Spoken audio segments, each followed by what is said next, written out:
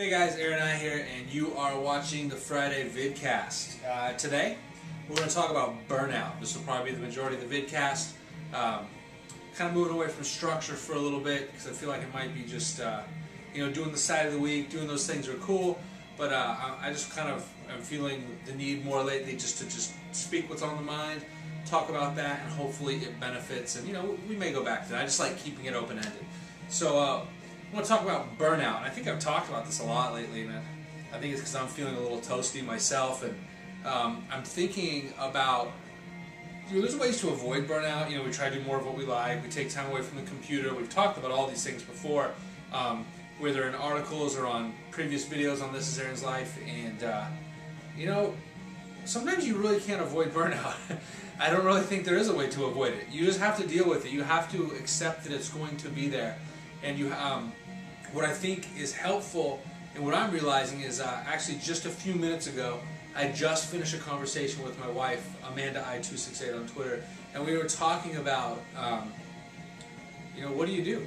What do you do when you're burned out? What do you do when you've worked all day and you come home and your kids are crying, your wife might be sick or tired, just maybe had a rough day, and so you hang out with the kids, you get them off to bed, and you sit down to start your first side or your freelance work or your independent project of the evening. You maybe start that night shift. It's about 8:30 or 9 o'clock at night.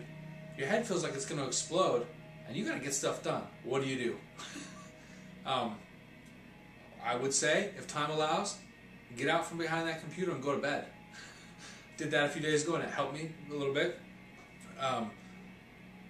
But I think what has helped me is something I use in lots of other areas in my life as well, is this idea of talking to yourself more and listening to yourself less.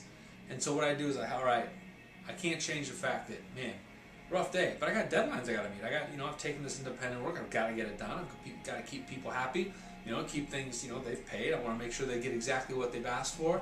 Alright, I'm not going to let it get me. I'm going to have to look forward and say, look, there's a bigger picture here. Right now, I feel like hell and I don't want to do this, and I don't like this project anymore because I can't beat it, or some bugginess or some fix in CSS or something is just getting at me. That will pass once the project's done, and it's really, I think, helping, or at least what has kind of helped.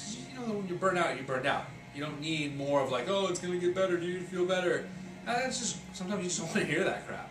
But the reality of it is, you can get through it. Buckle down, white knuckle it if you have to, grind your teeth, and just get it done. Even if it feels like you're walking through 3-foot deep mud in boots that are made of concrete. Get it done, push through it, get it behind you, and earn yourself a well-deserved break. Because you know what? There's going to be times where it just isn't working out ideally. You're not going to always just get the project you want with all the free time to do what you want. Things are going to come up in the midst of that project. You're going to get sick. Your family might get sick. You may have to not only work all day, but you may have to come home and take care of some kids and then work on a project. You may end up having to stay at work longer. Or if you're an independent contractor, you may have another project that's totally kind of unraveling, and you may have to baby and coddle that project some more, which isn't leaving time for this one. Man, it's going to happen. Burnout's going to happen. You never know, you might get like swine flu or something, and you just can't do your work. Things are crazy right now. Things just happen. And so the key is to keep things in perspective. It may not make you feel better at the moment, but keeping your mind and your eye on the bigger picture, knowing that there is light at the end of the tunnel, and more than likely it's not a train, and it's going to be alright. Keep focused there. Keep at it. You'll get through it. Reach out for some help. I've had to do that. Hey, man, I'm stuck on this. Or, hey, you know what?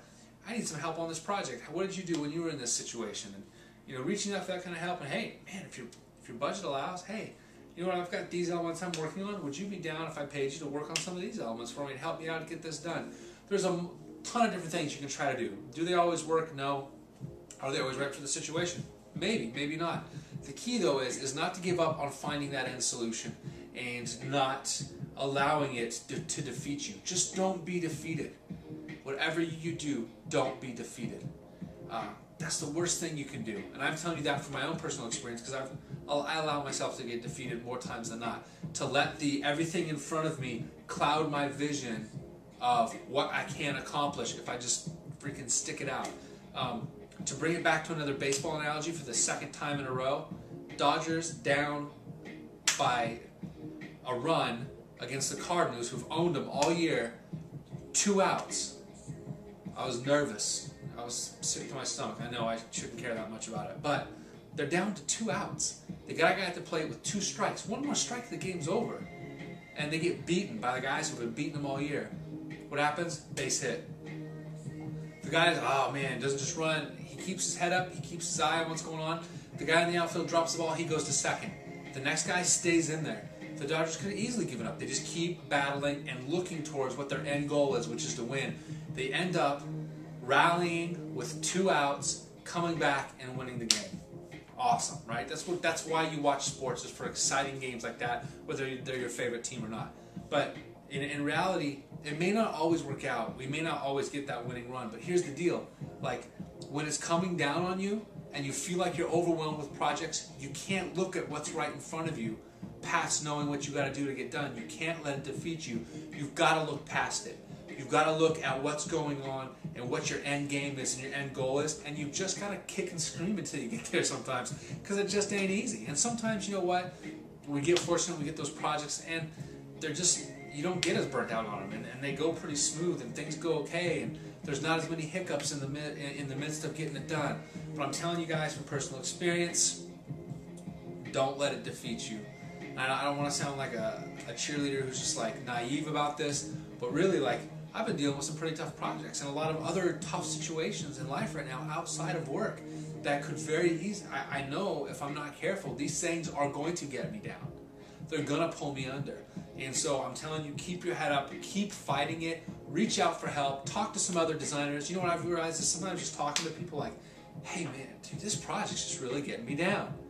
And you know what? And talking about it, you feel a little better because they can relate. That other designer can give you the encouragement. That other person who knows how you feel can be like, hey, it's cool, don't worry, man, you can do it here.